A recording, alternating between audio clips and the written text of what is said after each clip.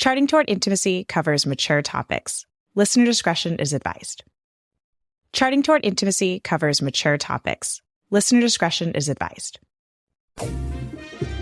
Hey there, welcome to Charting Toward Intimacy, where we're expanding the natural family planning conversation. I'm your host, Ellen Holloway. Hello, everybody. We are here with Rachel Mullet today. Rachel, welcome to the podcast. Hi, I am so happy to be here. Thank you for having me. Yeah, I am very excited to discuss this topic. We're going to be talking about birth control and specifically talking to other people about birth control, about their use of birth control. I think this is a topic I personally, I'm like, how do I talk to my friends about this? How do I talk to my family about this? So I know a lot of our listeners are really looking forward to this conversation, Rachel. Yeah, it's hard, but I mean, I also think it's such a gift and just kind of sharing our story. So I'm happy to help in whatever way. Yeah, awesome. So Rachel, could you start by just tell us a little bit about yourself and then also your experience with birth control personally? Sure. So I am married to my husband, Steven. I guess I should also say I am a cradle Catholic. I've been cradle Catholic my whole life, obviously. My husband and I got married in 2014. So we're almost on 8 years of marriage now. We have 3 beautiful children, Eris, who is 5.5, Agnes, who is 4.5, and then my son Thomas, who's 2.5, and then I'm also pregnant, due with another summer baby. Fantastic. This summer, our 4th, and I've always wanted a big family, so we're just over the moon and are happy. But so my birth control story, when I was in high school, I feel like a lot of this happens with a lot of teenage girls. Mm-hmm. I was 17 and I was having horrible cramps, like acne, just mood swings, anxiety. My periods were so irregular. I was I didn't even know what charting was at the time. I was 17. Yeah. And no clue, but I was writing it all down on a calendar and I was like, this is not normal. Like something here is this is not what the book says. You knew something was off. Yeah. So, I went to my first ever OBGYN appointment and I showed her my calendar and the first thing she ever said was, if you ever want to have children, you need to get on the pill ASAP. And I had this long desire, this deep desire to be a mom of a lot of children. And so that which kind of shocked me. I was like, oh my goodness, I'm not gonna be able to get pregnant one day. I need to get on the pill. And she was a doctor and Catholic doctor. And I was just like, yes, okay. I'll do whatever. And I also had, I think, this mindset at the time, there's almost a pill to fix everything and just give it to me. And this is going to fix it, Yeah. And so I just said, okay, which one are you going to give me? Yeah. And I was already having anxiety at the time, like I said. But over the course of being on the pill, I got even more anxious, shaky, even panicky, almost angry too. And I really just couldn't control it, but I had no clue that this was related to the birth control pill. Mm-hmm. I just thought this is just who I am. And I kind of became my symptoms. And I let that identify me. So about, I guess a year or so later, I met my husband in college. And I was super anxious on our first date. I mean, the first date, Yeah. It's already anxiety inducing. Yes. And I was actually also on medicine for ADHD. And I was like, maybe this is what was causing me to be so anxious. And so I stopped taking it literally that day. But the anxiety really didn't go away. And I just never would have put 2 and 2 together that this is from the pill. And so, and I was also just convinced if I want to have a big family and I have to be on this to be able to have a big family one day. So anyway, so we dated, we went to college, we went to we dated throughout college, and then we were going to engage encounter. We got engaged our senior year, and we were going to engage encounter, like the overnight retreat. And I remember like we were on our way, and I just looked at him and I said, I was just dreading it. And I looked at him and said, okay, they're going to tell us about this thing called natural family planning. And I'm pretty sure this is what the Duggars do. And that's just like have as many kids as you can possibly have. And we are not doing that. Like, I have to have some sort of plan. I can't just like have like kids nonstop. And I mean, I like just drilled it into his head. Like, they're going to teach us about this and we're not doing it, you know? I had no clue that there was like discernment involved in this, or like avoidance. Or like actual science. Yes. I just thought it was just like, have all the kids you like in the world, like just whatever, you know? Yeah. And it was a 2-night retreat. And on the second night, the topic finally came up. And I like elbowed him and I was like, this is it. Like, this is what I told you about. Plug your ears. And gosh, like, I just always say like the Holy Spirit like really worked on me in those 30 minutes during that session. Because we listened to the speakers, and then we had time, like 10, 15 minutes to like go journal by ourselves. And then you met up with your future spouse.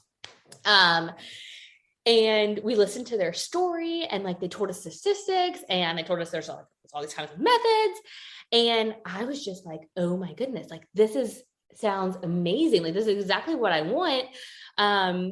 But I just told him no. Like I spent all this time telling him like, absolutely not. Like, how do I save face in this situation? Like, how do I undo what I did? And so we met back up, and his first thing he said, he was like, I know you don't want to do this, but kind of makes sense to me. Yeah. And I was just like, whew, thank goodness, because I'm so glad you said that. The Holy Spirit was working on you too.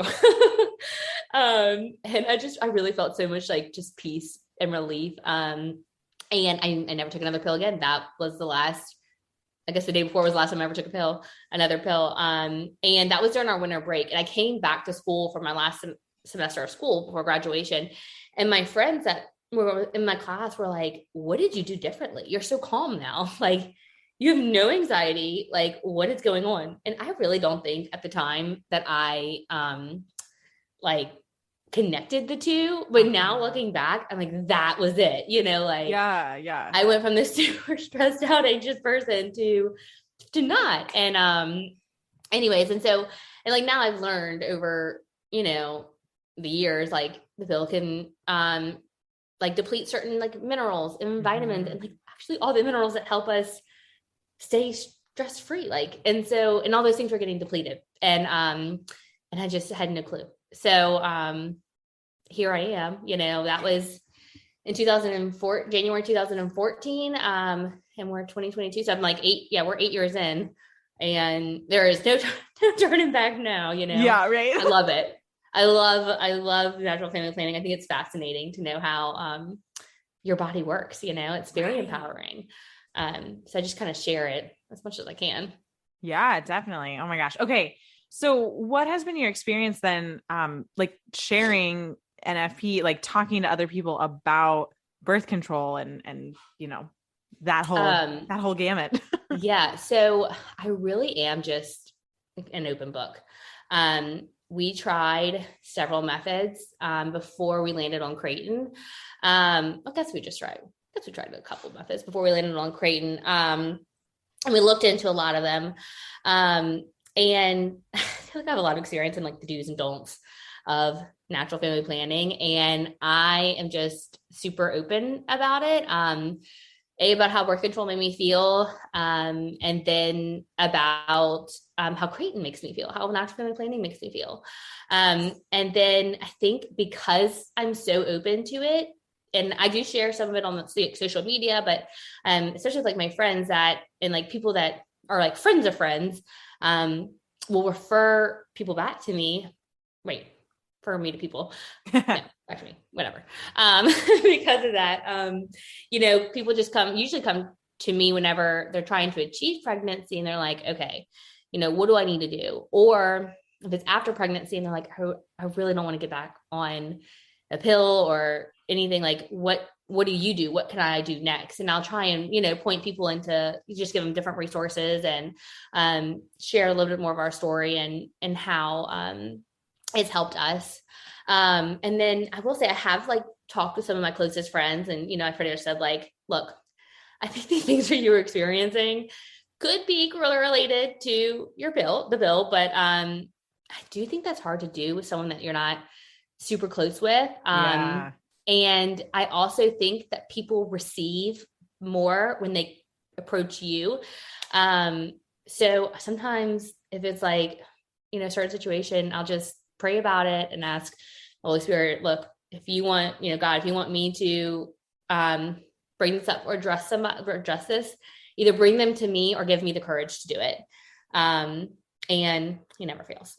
So yeah, you know what? I'm so glad that you mentioned that, because I think a lot of times when it comes to things like birth control, we want to just go to the youth group and talk to all 100 girls at the same time and tell them about how terrible birth control is. Yeah. But everything that you have just said has been one-on-one.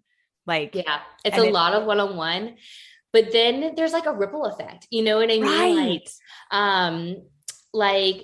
And people really learn and they're captivated by your experiences, and in stories, it's like just kind of telling a story. And so I think that when we can just be like genuine and honest and just open, people will just kind of gravitate towards that. And like people are gravitating towards the truth, especially right now. Mm-hmm. And so when you can be open, like they want to hear it. So, and then they tell people, exactly. or they try it and it's like, okay, if I help 5 people and those people help 5 people and those people help 5 people, next thing you know, that's a lot of people. Right. Exactly. Yeah. Well, yeah. I mean, there's what is it? We're connected to everyone on the planet Earth by like 7 people, right? Yeah. Yeah. So like, if you help 7 people, like in just a few days, like the entire planet would be helped. Yeah. It's like, it just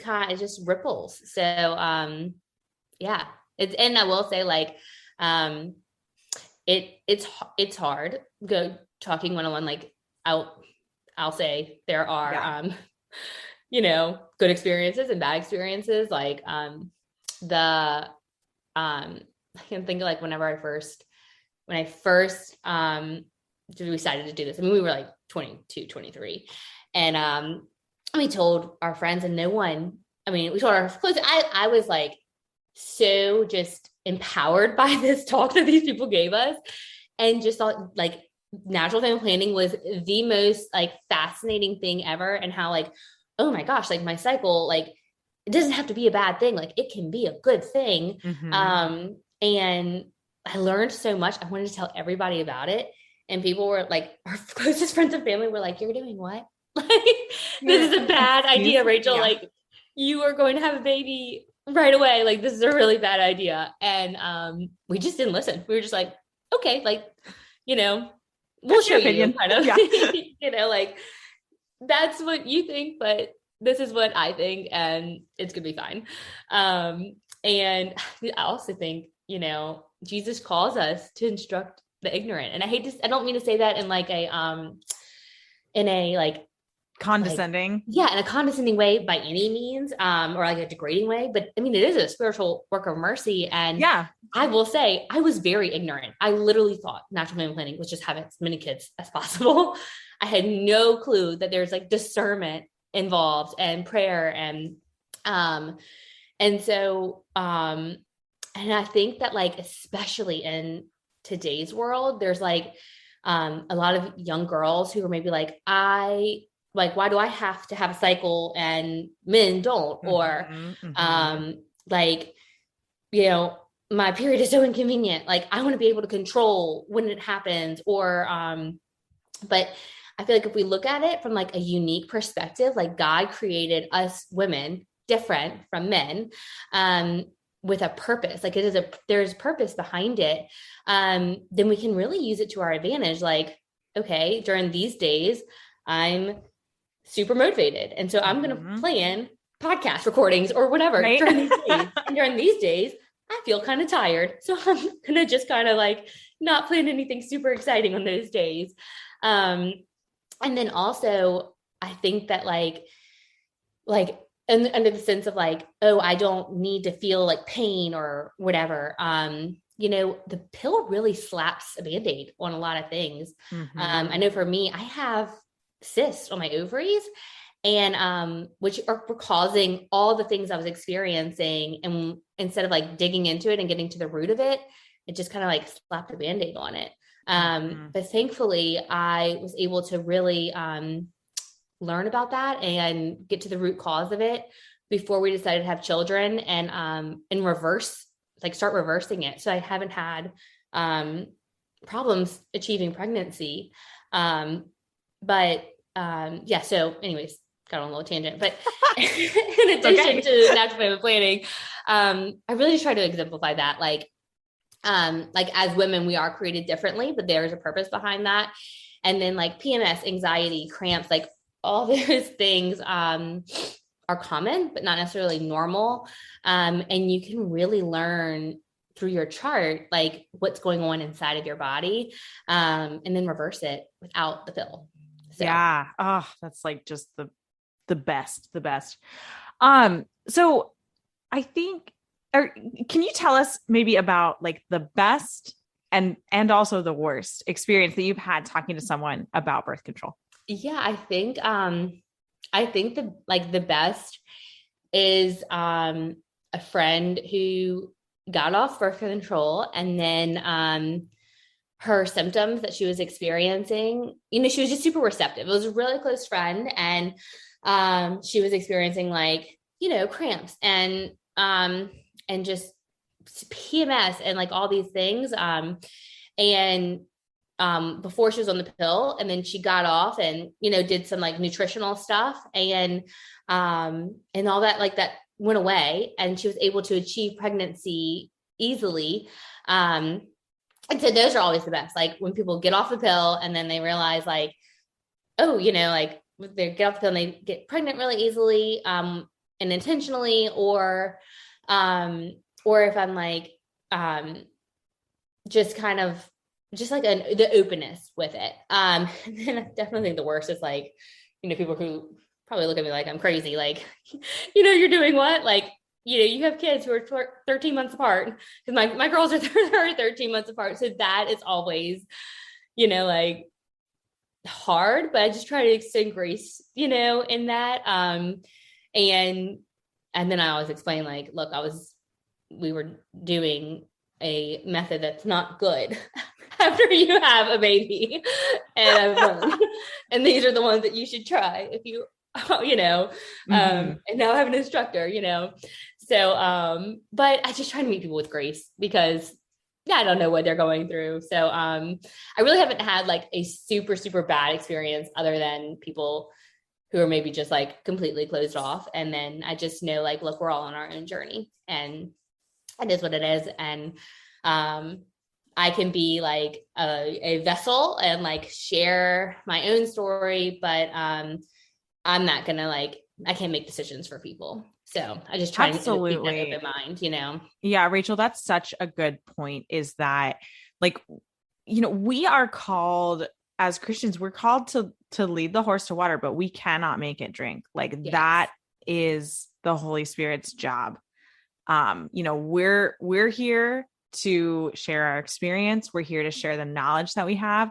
We're here to, instruct the ignorant, as demeaning as that sounds. That is what we are called to do. Now, instructing the ignorant does not mean like sitting them down and saying and chaining them to a desk and saying, you have to do this now. Yes. That's not instructing the ignorant. Instructing or like the ignorant, bashing somebody. Yes. Or like, and it's like, I don't know what's in people's past or what their emotions are or whatever. So I try to just share, and then let God and the Holy Spirit take care of the rest. Exactly. Well, and I think one of the best ways to, again, we're on this spiritual work of mercy, this instruct the ignorant. Like one of the best ways to instruct the ignorant is to share in their ignorance, right? Mm-hmm. So if you're like, yeah, I once thought the way that you did, And now here's my experience. Like if that applies to you, exactly. obviously, like it doesn't apply to all of us. I mean,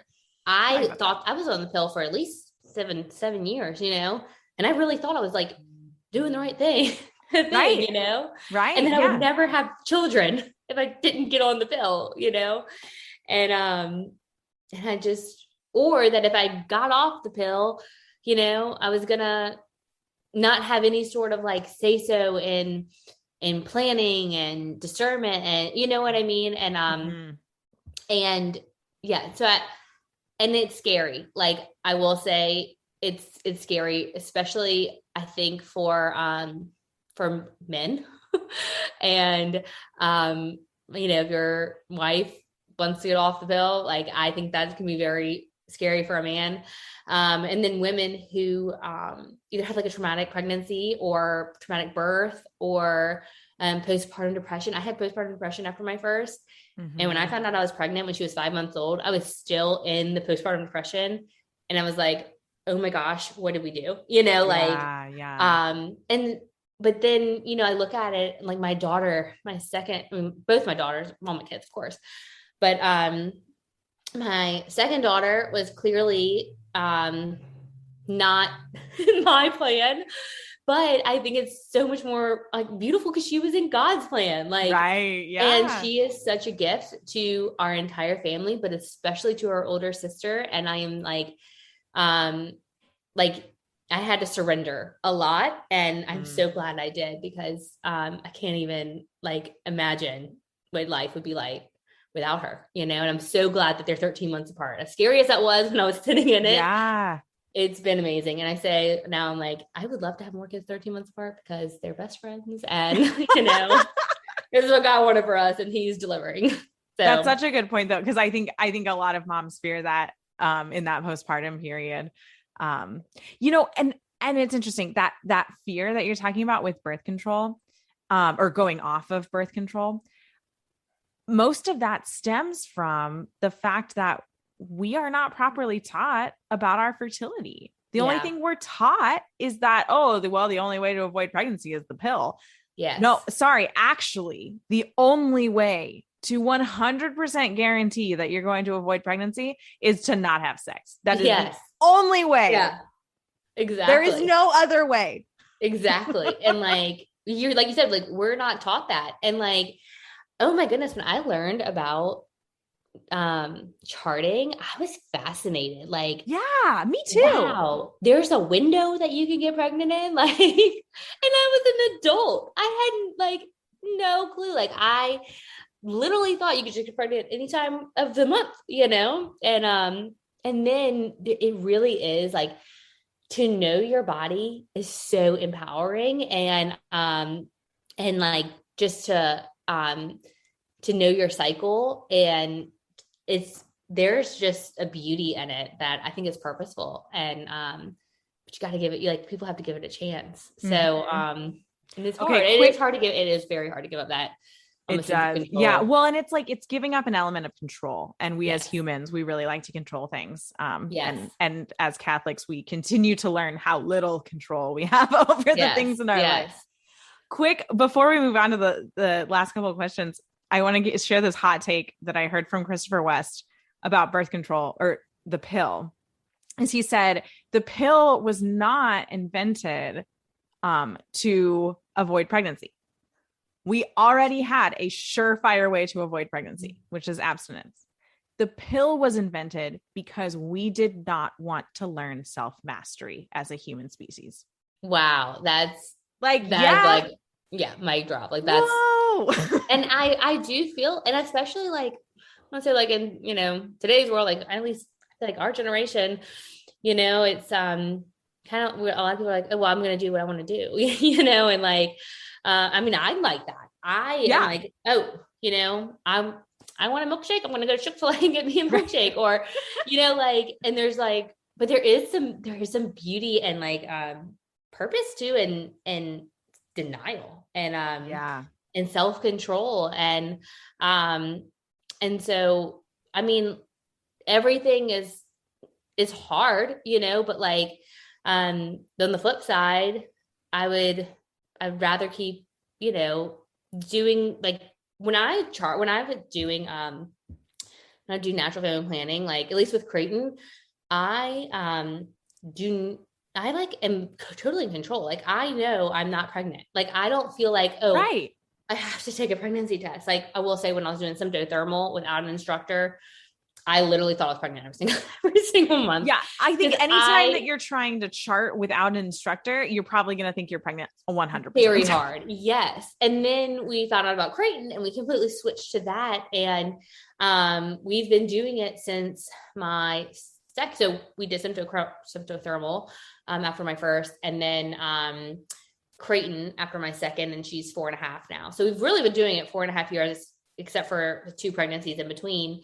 And I really have never thought like, oh, I might be pregnant. Like I know I'm either pregnant or I'm not. Yeah. Yeah. You know, there's no way. Like there's no way I could be. So it's just really, yeah, like empowering and then I guess like you said, like, you know, self-mastery in it too is just fascinating and, you know. Yeah, definitely. So I think most of us listening to this podcast would like our friends and family to switch from using birth control and switch over to, you know, natural family planning for family planning purposes. We would like them to chart their cycle for their health. But we don't really know where to start. What would you say is the best way to approach the subject of birth control with like closer friends and family? I really think and empathy and understanding. And then keeping in mind, like you said, you can lead a horse to water, but you can't make them drink. Like, and then like knowing when to speak on it and when maybe not to, like knowing who is at a point in their life where they can receive it and who isn't. And then just being super, super open about it yourself.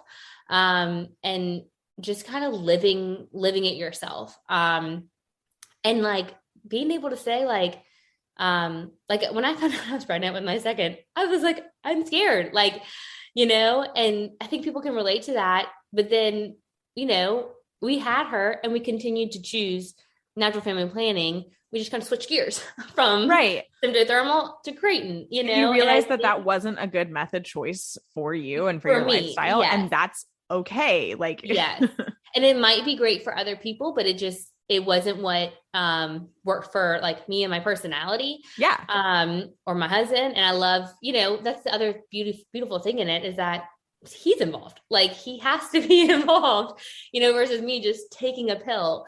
Mm-hmm. And so, and when I share, you know, those things and just through, you know, conversations, I think people just kind of open up to it a little bit more. But at the end of the day, like, I can only do so much and then I have to like let it go. And I have to know when to speak and when to not speak. And then also just praying about it too. Like there is so much power in just saying like, give me the wisdom, give me courage, give me, you know, whatever I need to help her or, you know, to open up her mind. And, you know, like, Lord, if you want me to help her, then ask her to come to you know, get her to come to me. Yeah. Yeah. And then sometimes I just say my piece and I let the Holy Spirit, you know, plant that seed and you know, people will come back and we need to do that more, you know, as Catholics to just leave room for the Holy Spirit. Like it is not ever us that's changing people's minds or that's doing anything. Like all of this is coming through the Lord. And so, you know, we need to recognize that like we're a conduit and then we need to be okay with stepping away. Yeah. And like being like, hey, you know, if you have any questions, let me know. Just come on back to me. If you, like, if you want to use me, I am here and I am open to helping this person. But at the end of the day, like, yeah, it's the Holy Spirit that's working, not me. So exactly. I might be, like you said, like the vessel for it, but I can't change someone's mind. So I just, I think prayer and discernment and just knowing how and when to speak and when maybe not to. Sometimes a lot more can be done when you don't speak than when you do speak.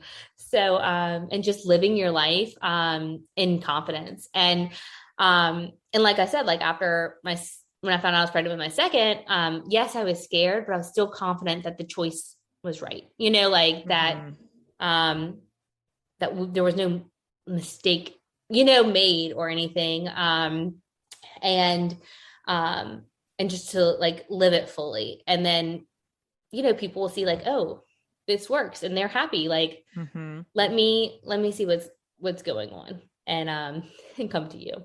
Yeah, so. Definitely. Oh, Rachel, I love this. Thank you so much for sharing your experience and sharing some of those tips and ideas with us. I personally really appreciate it. I'm thinking about these other people in my life. I'm like, okay. Yeah.